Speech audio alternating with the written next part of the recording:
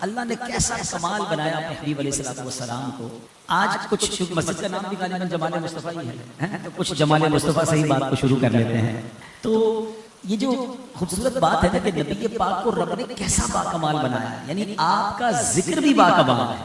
آپ تو سراپا کمال ہے نا، سر سے پاؤں تک کیسے کمال ہے کہ بریلی کے تاجدار لکھتے ہیں نا، سرتاب قدم ہے تنے سلطان زمن پھول، سرتاب قدم ہے تنے سلطان زمن پھول، لب پھول بدن پھول زکن پھول دہن دہن دہن.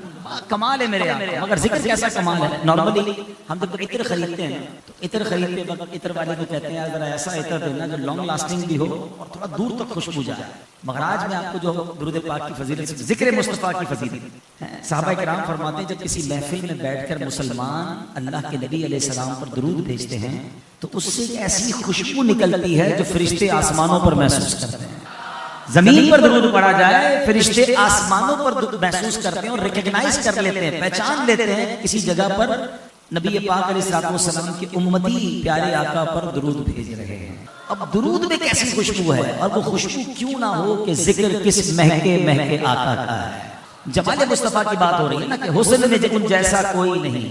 حسن میں نارملی چہرہ، اعضائے جسم، آنکھیں، کان، لب، بال، باڈی کے پارٹس کا ذکر ہوتا ہے. نبی پاک کا ہر عضو جو جس پہ مبارک ہے وہ با کمال ہے. مگر آج میں ان پر بات نہیں کروں گا، وہ تو ہیں ہی ایسے با کمال کے ساری زندگی گفتگو کرتے رہے، زندگیاں ختم ہوئیں اور قلم ٹوٹ گئے، تیرے اوصاف کا ایک باب بھی پورا نہ ہوا. بات پوری نہیں ہوتی. مگر آج میں ان دو چیزوں پر بات کروں گا، خاص طور پہ یہ نوجوان بیٹھے ہیں جو بڑا آئیڈیالائز کرتے ہیں آج کل دنیا میں بہت سارے لوگوں کو. کوئی کہتا ہے میں فلاں فٹ بالر کا دیوانہ، میں فلاں کرکٹر کے پیچھے لگا ہوا، وہ کسی اداکار کو فالو کر رہا ہے، اس جیسے بال، اس جیسے کپڑے، اس جیسا اسٹائل، وہ بڑا حسین ہے، بڑا اسٹائلش ہے. آج تو میں اس کی بات کرنے آیا ہوں کہ جس کا وہ باڈی کی وہ دو چیزیں جس سے پوری دنیا گھن کھاتی ہے، آپ کے اور ہمارے پسینے سے. میں اور آپ عطر کیوں لگاتے ہیں؟ عطر اور پرفیوم لگانے کی وجہ کیا ہے؟ میں اور آپ عطر اس لیے لگاتے ہیں کہ ہمارے پسینے کی بو سے کسی کو تکلیف نہ پہنچے اور ہمیں بھی فریش فیل ہو، ہمیں بھی تکلیف نہ ہو. ہم پسینے کی بو سے بچنے کے لیے عطر لگاتے ہیں، اور میرے آقا وہ ہیں جن کا پسینہ مشک سے زیادہ خوشبودار ہے. دنیا کا ایک حسین لا کر دکھا دو جس کے پسینے میں خوشبو ہو، اور میں اس کی بات کر رہا ہوں جس کے پسینے کی خوشبو کا عالم یہ ہے. پوچھو بریلی کے تاجدار سے، لکھتے ہیں کیا مہکتے ہیں مہکنے والے، کیا مہکتے ہیں مہکنے والے، بو پہ چلتے ہیں بھٹکنے والے. اللہ اکبر، کیسا پسینہ خوشبودار تھا. مدینہ منورہ اور مکے کے لوگ بڑی خوشبو لگاتے ہیں. جو مکے مدینے گئے انہیں پتا ہے اب بھی عطر کی بڑی بڑی دکانیں ہیں اور بہت کمال کی خوشبو لگاتے ہیں، مہنگی خوشبو لگاتے ہیں. مدینہ شریف میں ایک صحابی رسول پیارے آقا کی بارگاہ میں آئے، کہتے حضور بچی کی شادی ہے اور مجھے عطر چاہیے، خوشبو چاہیے. نبی پاک نے پیسے نہیں دیے کہ جاؤ جا کر عطر خرید لو. آقا فرماتے کل آنا، ایک کھلے منہ والی شیشی لے کر آنا. صحابی رسول دوسرے دن شیشی لے کر جاتے ہیں. میرے آقا نے اپنے مبارک ہاتھوں سے پسینہ نکالنا شروع کیا. مانگی خوشبو ہے، عطا پسینہ فرما رہے ہیں. فرمایا جاؤ اپنی بیٹی کو دے دو، دلہن کو دے دو. وہ دلہن بھی کیسی کمال کی ہے، کیسی عاشق رسول ہے. اس نے وہ پسینہ لگانا شروع کیا. میں اور آپ اچھا عطر لگا لیں، ایک کمرہ مہکتا ہے. علماء موجود ہیں، حدیث کی کتابوں میں یہ لفظ موجود ہے کہ جب اس دلہن نے وہ پسینہ لگانا شروع کیا پورے مدینے میں اس کی مہک جا رہی ہے. مدینہ منورہ میں وہ گھر جو تھا وہ بیت المطیبین کے نام سے مشہور ہو گیا، خوشبو والے گھر کے نام سے مشہور ہو گیا. میں اور آپ پسینے سے بچنے کے لیے عطر لگاتے ہیں. آقا وہ ہے جن کا پسینہ لگائیں تو گلیاں مہک جاتی ہیں. اعلیٰ حضرت لکھتے ہیں او واللہ جو مل جائے میرے گل کا پسینہ، واللہ جو مل جائے میرے گل کا پسینہ، مانگے نہ کبھی عطر نہ پھر چاہے چاہے پھول. اب ذرا غور کیجئے یہ کیسی مہک ہے. ابھی میں مسجد میں آ رہا تھا، اس سے پہلے میرا ایک اور جگہ ایونٹ تھا، بیان تھا، تو میرے ساتھ عرفان بھائی ہوتے ہیں. میں گاڑی میں بیٹھ کے پوچھتا ہوں اگلی جگہ کتنی دیر میں پہنچ جائیں گے. وہ لوکیشن لگاتے ہیں، کہتے ہیں 12 منٹ 14 منٹ 15 منٹ لوکیشن پتا ہے، اور وہ فوراً وہاں پر اتنے منٹ میں ہم نارملی پہنچ جاتے ہیں. زندگی آسان ہو گئی ہے. آج سے 10 سال پہلے کیا ہوتا تھا؟ ہاں بھائی کدھر جانا ہے؟ آپ دوراجی کالونی پہنچیں گے، چوراہے سے دوسری گلی میں پھر لال بورڈ نظر آئے گا تو رائٹ مڑ جائیے گا، پھر ایک پول نظر آئے گا تو لیفٹ گھوم جائیے گا. ایڈریس ہی ڈھونڈتا رہتا تھا بندہ. اب لوکیشن نے زندگی آسان کر دی، بندہ ڈاٹ اس گھر پر، اس مکان پر، اس مسجد پر پہنچ جاتا ہے. ٹھیک ہے، نیویگیشن سے ٹیکنالوجی سے فائدہ ہوا. مگر آج سے تقریباً 1450 سال پہلے صحابہ کرام کے پاس بھی ایک نیویگیشن سسٹم تھا. ہاں ان کے پاس بھی لوکیشن جو ہے نا وہ لوکیٹر سسٹم تھا. وہ لوکیٹ کیسے کرتے تھے؟ پوچھتے نہیں تھے نبی پاک کہاں گئے ہیں, سڑک کے کنارے کھڑے ہوتے خوشبو بتاتی آقا گزر کے گئے. ہائے ہائے اعلیٰ حضرت لکھتے ہیں نا انبر زمین ابیر ہوا مشک تر غبار. آقا جس سڑک سے گزرتے نا وہ زمین انبر ابیر ہو جاتی تھی, غبار مشک ہو جاتا تھا.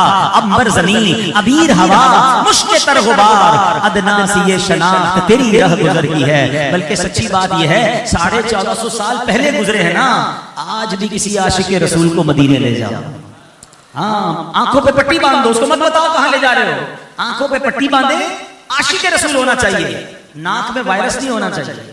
اور کووڈ کے زمانے میں آیا تھا نا وائرس, سونگھنے کی صلاحیت چلی گئی تھی. آج بھی کچھ لوگوں کو مدینے میں خوشبو نہیں آتی, وہ اپنا وائرس کا علاج کرا ہے. عاشق رسول ہے, اس کو آنکھوں پہ پٹی باندھ کے مدینے لے جاؤ, وہ مدینے میں داخل ہو کر بتائے گا. کیا بتائے گا؟ عرصہ ہوا طیبہ کی گلیوں سے وہ گزرے ہیں, عرصہ ہوا طیبہ کی گلیوں سے وہ گزرے ہیں, اس وقت بھی گلیوں میں خوشبو ہے پسینے. آج بھی گلیاں بتا رہی ہیں کہ میرے آقا کی مہک کا عالم کیا ہوگا. صرف 2 چیزوں پر بات کرنی ہے آج, پسینے پر, جو دنیا کے ہر بندے کا پسینہ بو والا ہوتا ہے, میرے آقا کا پسینہ ایسا مشکبار ہے, پھر کسی اور سے کیوں پیار کیا جائے. اب دوسری چیز تھوک, ہمارے سامنے کوئی تھوک دے گن آتی ہے, مگر میرے آقا کا لعاب مبارک کا عالم کیا ہے. عتبہ بن فرقد صحابی رسول رضی اللہ تعالیٰ, ان کی 4 ازواج تھی, 4 بیوی. ہر زوجہ اپنے شوہر کے لیے تیار ہوتی تھی, خوشبو لگاتی تھی, مگر جب بھی ان کے پاس جاتے تو ان کے اندر سے بہت کمال کی خوشبو آتی تھی. تو بیویوں نے آپس میں مشورہ کیا کہ یہ کون سی خوشبو لگاتے ہیں, ہم سب سے اچھی خوشبو ان کی ہوتی ہے. ایک بار چاروں مل کے پوچھ لیتے ہیں. انہوں نے حضرت کو بٹھایا کہ حضرت ایک سوال, آپ خوشبو کون سی استعمال کرتے ہیں, اتنی کمال کی خوشبو آپ کے جسم سے آتی ہے, پورا کمرہ مہک جاتا ہے. آپ نے فرمایا میں تو کوئی خوشبو لگاتا ہی نہیں, کوئی خوشبو نہیں لگاتے, آپ اتنے مہکتے کیسے ہیں. کچھ عرصہ پہلے میری باڈی پر اسکن ڈیزیز ہو گئی, جسم پر کوئی آبلے وغیرہ جسم کے کوئی پرابلم ہو گئی. کہتے میں نبی پاک اسلام کی بارگاہ میں گئی. اب یہ الگ بحث ہے کہ صحابہ کرام کو جب کوئی پرابلم ہوتی کہیں اور نہیں جاتے, سرکار کے قدموں میں حاضر ہو جاتے ہیں. انہیں معلوم تھا نہیں, سنتا ہی نہیں, مانگنے والا تیرا حضور, جسم میں پرابلم. پیارے آقا نے فرمایا عتبہ اپنا کرتا اتارا. کہتے ہیں میں نے اپنا کرتا اتارا, میرے آقا نے لعاب دہن نکالا, میرے جسم پر ملنا شروع کیا. کرم نوازی تو دیکھو نبی پاک کی. کہتے وہ دن ہے آج کا دن ہے, بیماری تو چلی گئی ہے, جسم ویسے ہی مہکتا رہتا ہے. ارے جس کے بھوک کا عالم یہ ہے, جس کے لعاب کا عالم یہ ہے. حضرت قتادہ کی آنکھ نکلتی ہے جنگ احد میں, ہماری آنکھ میں تنکا جائے نا چیخ نکل جاتی, آنکھ نکل گئی, تیر لگا, آنکھ پار آ گئی. Try to understand, imagine the pain. کتنا درد ہوگا. کسی ڈاکٹر کسی طبیب کے پاس نہیں گئے, نکلی ہوئی آنکھ لے کر آقا کے پاس, حضور آنکھ نکل گئی. حضور نے لعاب دہن آنکھ پر لگایا, واپس آنکھ اس جگہ پر لگائی, اللہ سے دعا کی. حضرت قتادہ کہتے ہیں, میں ایک اور عجیب سی بات آپ کو بتاتا ہوں, دنیا میں جس باڈی پارٹ کا آپریشن ہوگا نا آپ کا, وہ ویسا فنکشن نہیں کرے گا جیسا پہلے کر رہا ہو. کسی کے 2 گھٹنے ہوں, ایک پیر کا آپریشن ہو جائے, بندہ کہتا ہے اس کے آپریشن میں تھوڑا کم اس میں پاور رہ گئی ہے. 2 ہاتھ میں سے کسی ایک ہاتھ پہ ہڈی ٹوٹ جائے, راڈ ڈل جائے, بندہ کہتا ہے یہ آپریشن کے بعد ویسی پک اپ نہیں کر رہا. ایسا ہی ہے نا, یہ تو آپریشن ہوا تھا نا, آنکھ واپس لگائی ہے. حضرت قتادہ کہتے ہیں جو آنکھ ٹھیک ہے اس سے زیادہ اچھا یہ والی آنکھ دیکھ رہی ہے جو نبی پاک نے لگا دی ہے.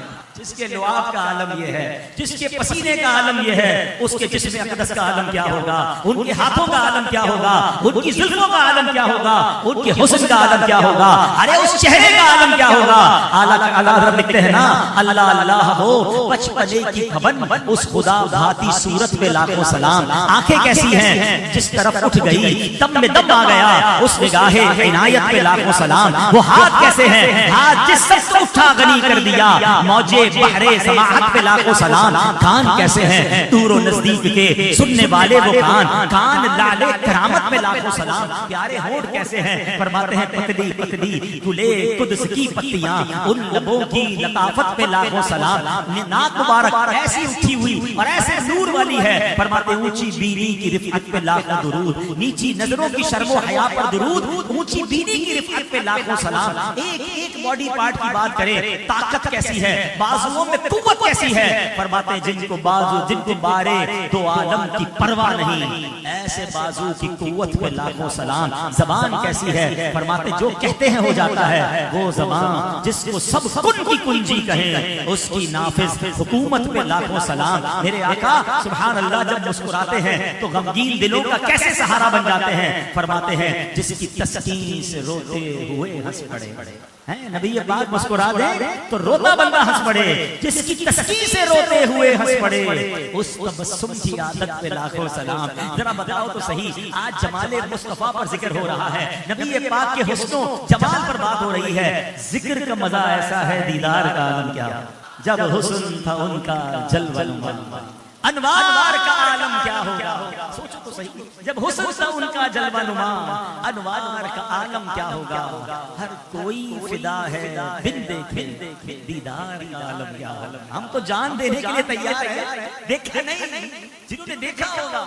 حضرت جابر سے پوچھا، آپ میں سے جو ولیج گاؤں میں ٹریول جنہوں نے کیا ہوگا، جب گاؤں میں جاتے ہیں قافلوں میں جاتے ہیں تو تارے بڑے کلیئر نظر آتے ہیں، شہروں میں نظر نہیں آتے، لائٹیں ہوتی ہیں اور لائٹیں کم ہوتی ہیں، چاند تارے بہت بیوٹیفل نظر آتے ہیں، بہت کلیئر اسکائی ہوتا ہے۔ اس زمانے میں تو لائٹیں تھیں 1400 1400 سال پرانی بات، کہتے ہیں میری رات 14ویں رات، اب پھر میں نے دیکھا کہ میرے آقا بھی جلوہ فرما، میں کبھی 14ویں رات کے چاند کو دیکھتا، کبھی نبی پاک، پھر 14ویں رات کے چاند کو دیکھتا، پھر آقا کو دیکھتا۔ حضرت جابر کہتے ہیں واللہ میرے آقا 14ویں رات کے چاند سے زیادہ خوبصورت، کیسا حسن ہوگا، اے کیوں نہ تڑپے ہم، کیوں نہ اللہ کی بارگاہ میں دعا کریں کہ اللہ ہمیں اپنے آقا کا جلوہ دکھا۔ دیدار آج بھی ہوتا ہے، یہ بھی یاد رکھیں، ہاں عاشقان رسول کو آج بھی دیدار کرایا جاتا ہے۔ درود پاک کی کثرت یہ ایک وظیفہ ہے، جو کثرت سے درود پاک پڑھتا ہے اسے نبی پاک کی خواب میں دید نصیب ہوتی ہے۔ نمازوں کی پابندی، سنتوں پر عمل، گناہوں سے توبہ، اور آنکھیں بھی تو پاک کرنی ہے نا، جن آنکھوں سے نبی پاک کو دیکھنا ہے وہ آنکھیں حرام بھی دیکھیں گے، پھر کیسے دیکھیں گے؟ آنکھیں پاک کریں، دل پاک کریں، رہیں ان کے جلوے، بسیں ان کے جلوے، میرا دل بنے یادگار مدینہ۔ دل یادگار مدینہ بنانا ہے تو دل کو گندگی سے پاک بھی تو کرنا ہوگا نا۔ ایک ہی برتن میں گندگی بھی ڈالو اور دودھ بھی ڈالو، دودھ کا کیا حال ہے؟ اگر دودھ صاف ستھرا پینا ہے تو برتن پہلے صاف کرنا ہوگا نا۔ تو یہ دل بھی ایک برتن کی طرح ہے، اس کو صاف کرنا۔ کسی کی دشمنی بھری ہوئی ہے، بغض بھرا ہوا ہے، تکبر موجود ہے، کینہ موجود ہے، انتقام موجود ہے، مسلمانوں کے لیے بری بری پلاننگ موجود ہیں، اور بندہ کا سینہ بنے مدینہ، کیسے بنے گا بھلا؟ یہ فارمولہ ہے، یاد رکھیے۔ جب آپ کو یہ خیال آئے نا کہ نماز پڑھنے نعت خوانی میں آنے مزہ نہیں آتا، وہ رقت قلبی نہیں ملتی، وہ لطف نہیں آتا، بندہ اپنے بارے میں سوچے کہ دیر از سم تھنگ رانگ۔ اللہ کے ذکر میں تو چین ہی چین ہے، خود قرآن میں رب نے فرمایا الا بذکر اللہ، بے شک اللہ کے ذکر میں دلوں کا چین، تو چین اللہ کے ذکر میں ہے۔ اور یہ بھی یاد رہے کہ نبی پاک کا ذکر بھی اللہ ہی کا ذکر ہے، ہاں یہ بھی یاد رکھیے گا۔ کیوں؟ قرآن کیا ہے مجھے بتائیے؟ اللہ کا ذکر ہے۔ اگر کوئی قرآن پڑھتا ہے تو کیا کہیں گے؟ ذکر الہی کر رہا ہے، اللہ کی عبادت کر رہا ہے، ذکر الہی ہے نا۔ تو قرآن میں بھی تو نبی پاک کا ذکر ہے، تو نبی پاک کا ذکر قرآن میں ہے تو اس کا مطلب یہ بھی اللہ کا ذکر ہے۔ بلکہ علماء تو یہاں تک فرماتے ہیں اللہ کے دشمنوں کا انجام اور ان پر آنے والا عذاب اس لیے پڑھے کہ اللہ نے ان کو کیسا بدلہ دیا، ان پر کیسا عذاب نازل کیا، اللہ کی قدرت کتنی شاندار ہے۔ تو یہ بھی اللہ کا ذکر ہے، اللہ کے پیاروں کا ذکر بھی کرنا اللہ کا ذکر ہے۔ سبحان اللہ، جب ان تمام اذکار کے اندر لطف نہ آئے نا، آپ انجوائے نہ کریں، there is something wrong۔ ہمیشہ یاد رکھیں اللہ نے زبان میں چکھنے کا ٹیسٹ دیا ہے، ہاتھوں میں چھونے کا ٹیسٹ دیا ہے، گرم ہوتا ہے پتہ چل جاتا ہے، ٹھنڈا ہوتا ہے پتہ چل جاتا ہے۔ اسی طرح ہماری روح عبادت کی حلاوت کا، یہ حلاوت کا ٹیسٹ، اب ایمان کی حلاوت، ایمان کا ٹیسٹ کیوں نہیں مل رہا؟ مطلب کوئی بیماری ہے۔ دیکھیں نا، آپ کی فیوریٹ ڈش مثال کے طور پر بریانی ہے، کسی کو بریانی بڑی پسند ہے، لیکن جس دن آپ کا بیمار طبیعت خراب ہے، منہ کڑوا ہو جاتا ہے بخار میں، وہی بریانی اچھی نہیں لگتی، بندہ کہتا ہے کیسی بنائی ہے بریانی، گھر والے کہتے ہیں ویسی بنائی جیسی بناتے ہیں، آپ کے منہ میں پرابلم ہو گئی ہے۔ چائے اچھی نہیں لگتی، بندہ کہتا ہے کڑوی چائے، چائے کڑوی نہیں، چائے ٹھیک ہے، آپ کی زبان کڑوی ہو گئی ہے، ہوتا ہے نا، اچھی چیزیں بھی سمجھ نہیں آ رہی ہوتی، لیکن آپ کیا کرتے ہو؟ کھانا جاری رکھتے ہو، دوائی ساتھ لیتے ہو، اور پتہ ہے جیسے ہی بخار اتر جائے گا یہ سارے ٹیسٹ واپس آ جائیں گے۔ بالکل ایسے ہی اگر نماز میں، تلاوت میں، عبادت میں ٹیسٹ نہیں آ رہا، تلاوت کرتا ہوں نیند آتی ہے، اجتماع میں جاتا ہوں بھاگنے کو جی جاتا ہے، مسجد میں آتا ہوں بے قراری ہو رہی ہے، تو سمجھ جاؤ اندر بیماری ہے۔ دل کا علاج کرنا ہے، بھاگنا نہیں ہے۔ کچھ لوگ اسی لیے بھاگ جاتے ہیں کہ یار دل ہی نہیں لگتا میرا، نہ بیان میں دل لگتا ہے، نہ محفل میں مزہ آتا ہے، نہ مدنی چینل کھولتا ہوں فوراً چینج کر کے دوسرے چینل پہ چلا جاتا ہوں، دل ہی نہیں لگتا۔ تو اب آپ نے پکڑنا ہے اپنے آپ کو کہ دل نہیں لگ رہا تو بیماری ہے، اور اس کا علاج کیا ہے؟ اس کا علاج یہ ہے کہ بندہ اس کام کو کرتا رہے، دوائی ساتھ لیتا رہے، توبہ کرتا رہے، جس دن دل سے یہ زنگ دور ہوگا انشاءاللہ ہر سجدہ آپ کو لطف دینے لگ جائے، ہر دعا میں آنسو بہیں گے، ہر محفل میں آپ کو مزہ آئے گا، کیونکہ لطف اس میں ہے نا، الا بذکر اللہ تطمئن القلوب، بے شک اللہ کے ذکر میں دلوں کا چین ہے، تو مجھے تو چین ملنا چاہیے، میں انجوائے کروں۔ دیکھیں ماشاءاللہ کئی میں چہرے دیکھ رہا ہوں فریش ہو گئے، جس کو یہ فیل ہونا کہ میں جب محفل میں جاتا ہوں، بیان میں جاتا ہوں، نبی پاک کی بات سنتا ہوں، میری تھکن دور ہو گئی۔ اللہ کا شکر ادا کرو، اس کا مطلب دل زندہ ہے، تمہیں چین مل رہا ہے، سکون مل رہا ہے، انجوائمنٹ مل رہی ہے۔ اچھا اس میں بھی ایک اور آپ کو بات بتاؤں، یہ جو ہے نا اس میں ابھی اصل امتحان تو شروع ہونے والا ہے۔ رات کو 2 بجے رمضان کے علاوہ آپ نے کب مجھے ٹائم دینا تھا؟ کل ورکنگ ڈے بھی ہے، پھر بھی آپ بیٹھے مسجد میں۔ اس کی ایک بڑی وجہ یہ کہ شیطان بند ہے، ہاں وہ بہکانے والا بھی موجود نہیں ہے۔ عام دنوں میں بلا کے دکھا دیں آپ نے کدھر آنا ہے، تو وہ یہ رمضان کا ایک مہربانی ہے، اللہ کی کرم نوازی ہے، شیطان بند ہے۔ اب لیکن ہوتا کیا ہے، عقل مند وہ ہوتا ہے کہ وہ اپنی پریکٹس اتنی مضبوط کر لے، رمضان میں اتنا تگڑا ہو جائے، روحانی طور پہ اتنا اسٹرانگ ہو جائے کہ جب شیطان بھی آ جائے نا تب بھی یہ اچھی عادتیں وہ کنٹینیو کرے۔ اصل مقابلہ تو چاند رات سے بعد ہے، اب دیکھنا ہی کہ آپ میں سے کون کون اس مقابلے کو جیتتا اور کون ہار جاتا ہے۔ دل بڑا غمگین ہے، امام صاحب بیٹھے ہیں اور بھی کئی لوگ افسردہ ہو رہے ہیں، یار یہ 4-5 دن رہ گئے ہیں، یہ رونقیں، یہ بہاریں ہیں، سب ایسے غائب ہو جاتے ہیں، بندہ کدھر گئے سارے مسلمان، رمضان گیا بندے مسلمان کہاں چلے گئے۔ اس بار اس رمضان کو اتنا اسٹرانگ کرنے، نیکیوں کو اتنا مضبوط کرنے، دیکھیں نا ینگسٹر بیٹھے ہیں، آپ بھی دنیا میں جب کوئی ہیبٹ بنانی ہوتی ہے، کوئی عادت بنانی ہوتی ہے، کوئی ڈائٹ کنٹرول کرنی ہوتی ہے، کوئی ورزش کرنی ہوتی ہے، سب کیا کہتے ہیں یار 15-20-25 دن مشکل ہے، 20-25 دن مشکل گزریں گے پھر عادت بن جائے گی۔ کوئی آپ نے چینی چھوڑنی ہے، پھیکی چائے پینی ہے، بندہ کہتا ہے بڑی کڑوی لگ رہی ہے، 10-15 دن کڑوی لگے گی، پھر میٹھی بھی اچھی نہیں لگے گی، عادت ہو جائے گی۔ بالکل اسی طرح اچھا کسی کو پان سگریٹ چھوڑنا ہے، پہلے 20-25 دن مشکل ہے، اگر اس پہ پکا ہو گیا چھوٹ جائے، 30 دن مل گئے، شیطان بند ہے۔ ایسی عادتیں بنا لو کہ رمضان کے بعد بھی وہ عادتیں پکی رہے نا، جس سے پورا مہینہ ساری نمازیں پڑھی، رمضان ختم ہونے کے بعد کیسے نمازیں قضا کر سکتا ہے، اس کی تو پراپر عادت بن گئی نا۔ اس بار ہم نے اتنا اسٹرانگ ہونا ہے، انشاءاللہ اللہ سے مدد مانگنی ہے کہ بے شک رمضان چلا جائے ہم مسجد سے دور نہیں ہوں گے انشاءاللہ، ہم رمضان کے بعد بھی نمازی رہیں گے، ہم رمضان کے بعد بھی نیک رہیں گے، رمضان کے بعد بھی عبادت کرنے والے بنیں گے، یہی تو اصل مقابلہ ہے۔ مگر ہوتا یہ ہے ادھر چاند دکھتا ہے، یعنی اگر مغرب میں اعلان ہو جائے نا تو عشاء میں نمازی نہیں آتا، وہ جو روز تراویح میں آ رہا ہوتا ہے وہ عشاء میں نہیں آ رہا ہوتا۔ پلیز اس بار اپنے آپ پر دیکھیں، یہ نہیں پتا کہ اگلا رمضان ملے نہ ملے، اس رمضان کو آخری سمجھیں، آخری گھڑیاں ہیں، ہمیں تو نبی پاک کی عشق کی بات ہو رہی ہے، پیارے آقا سے محبت کی بات ہو رہی ہے، ذکر کرتے تو دل جھوم اٹھتا ہے، دیدار بھی کرنا ہے۔ اچھا یہاں تو کرنا ہے انشاءاللہ خواب میں، ورنہ قبر میں تو سب کی ملاقات ہے نا، اور پتہ ہے آپ کو 1 to 1 ملاقات ہے، ہاں نبی پاک سے آپ سب کی 1 to 1 انشاءاللہ ملاقات ہونی ہے۔ اس ملاقات کی کیا تیاری ہے، اس میٹنگ کی کیا تیاری ہے؟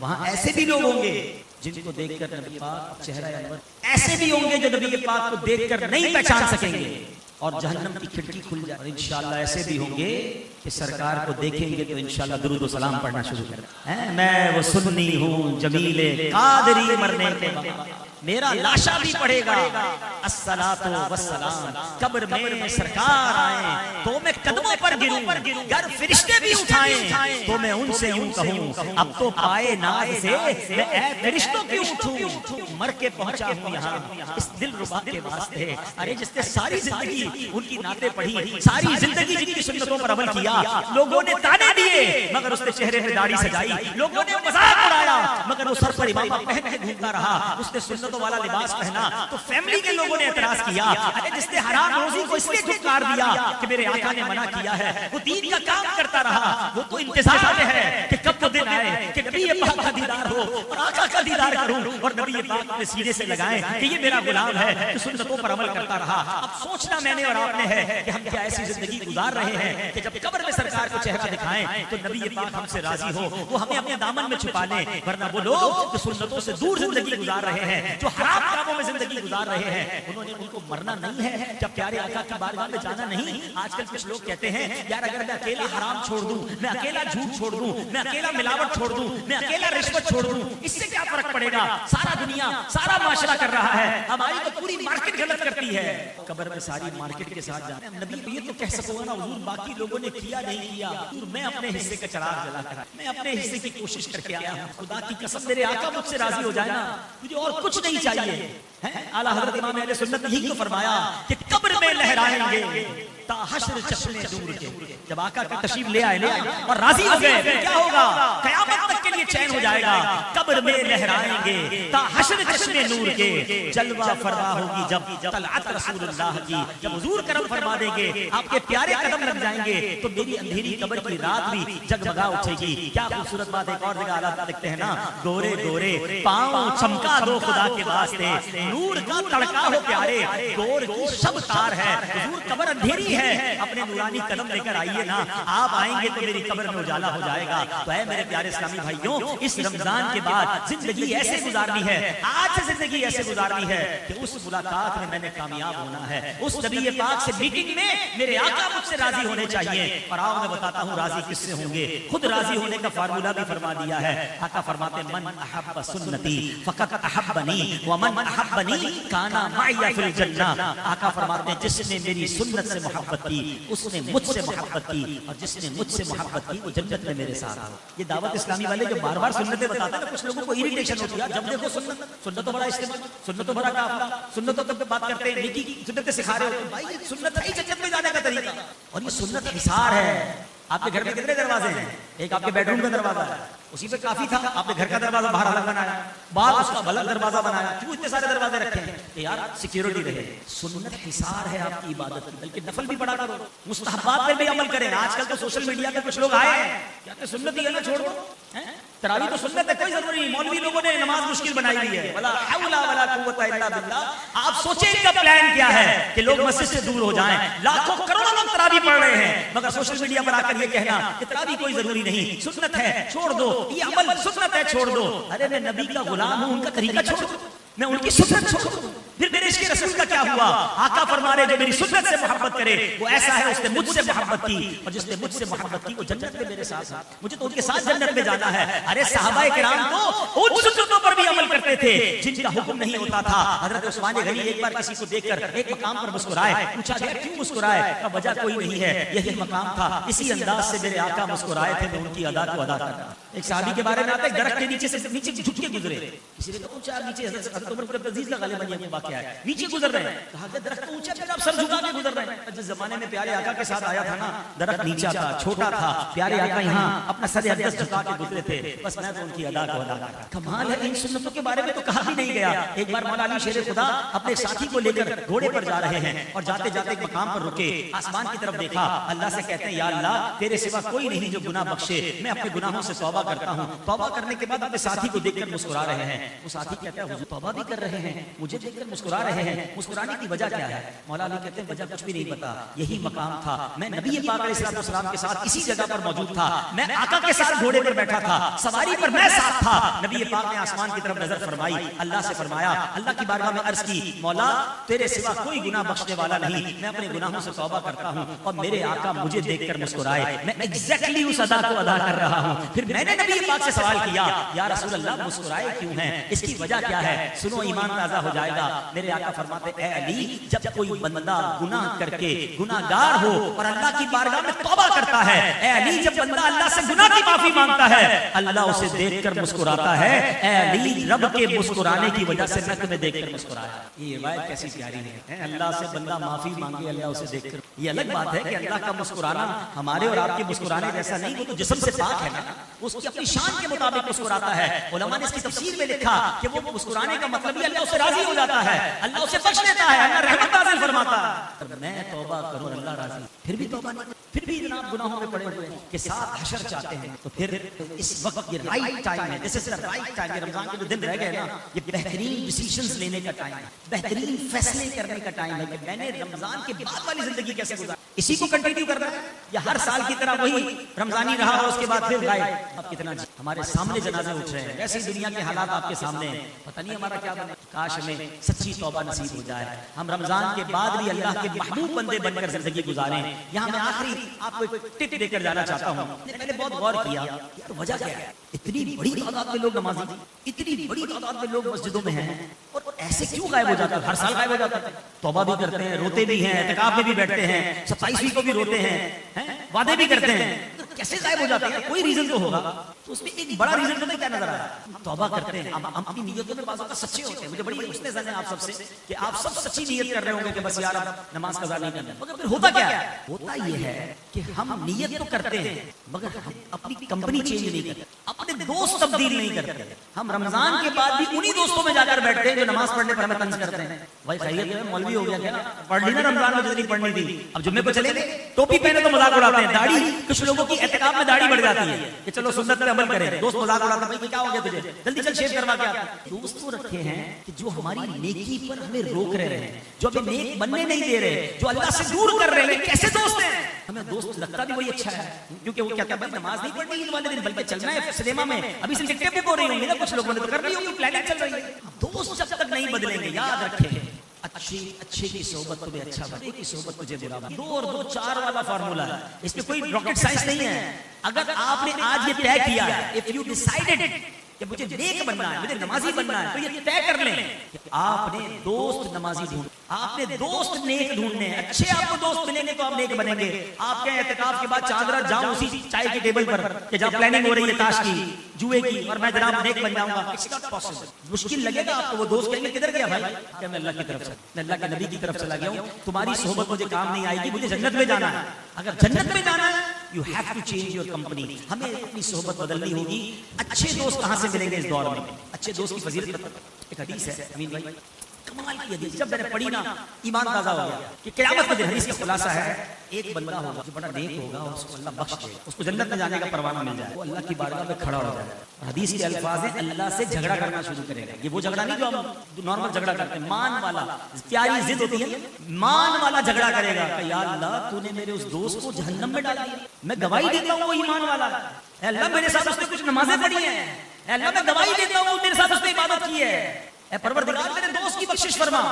اللہ پاک اس نیک دوست کی شفاعت قبول فرمائے گا جاؤ جا کر اپنے اس دوست کو جو جہنم میں ہے ہاتھ پکڑ کر اپنے ساتھ جنت میں لے جاؤ. ہائے ہائے, جب میں نے حدیث پڑھی نا میں نے سوچا یار ایک دوست تو ایسا بنانا چاہیے. اب سب چیک کریں, جتنے مجھے یہاں سن رہے ہیں, اگر یہ بیان لائیو جا رہا ہے سب چیک کرو, کوئی ایک دوست ایسا ہے جس پر میرا یہ حسن ظن ہو کہ قیامت کے دن اگر میں پھنس گیا تو یہ اللہ کی بارگاہ میں کھڑا ہو جائے اور اللہ سے کہے گا مولا میں اس کی ایمان کی گواہی دیتا ہوں. یہ نیک لوگ ہیں ان کے ساتھ نمازیں پڑھو. یہ دعوت اسلامی میں جو قافلے کے لیے بلاتے ہیں نا, اس میں بڑے نیک لوگ بھی ہوتے ہیں. میں سب کی بات نہیں کر رہا, دعوت اسلامی میں لاکھوں کروڑوں اسلامی بھائی ہیں, سب ٹریننگ لے رہے ہیں, سدھر رہے ہیں, گناہ چھوڑ رہے ہیں, آپ کو ہر طرح کا بندہ ملے گا, مگر کچھ بڑے نیک ہیں, ان کے ساتھ کچھ نمازیں پڑھ لی, کچھ روزے رکھ لیے, کچھ ٹریول کر لیا ہے, کوئی نیکی کی دعوت دے دی, درس میں بیٹھ گئے, علماء کی صحبت اختیار کر لو. شیخ الحدیث اگر کوئی آپ کے پاس عاشقان رسول کے, ان کی کوئی خدمت کرے.